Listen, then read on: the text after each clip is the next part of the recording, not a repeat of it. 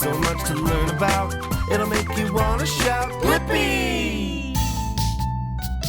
Hey, it's me, Blippi. Today, you and I are gonna draw ARPO. ARPO is a great and patient babysitter who's also a robot. All right, let's start by drawing ARPO's face. Let's start with this curved line like that, go up with another curve, and then let's draw the top of ARPO's head. Whoa, wait. Then let's keep that curved line going, and woo, yeah!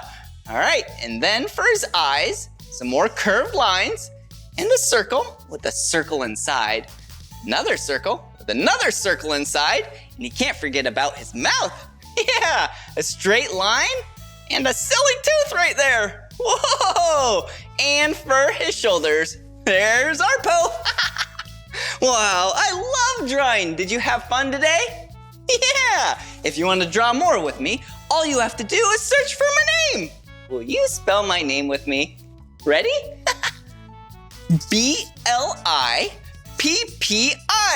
Blippi. All right, see you again. Bye-bye. Come on, everyone, let's make learning fun. So much to learn about, it'll make you want to shout,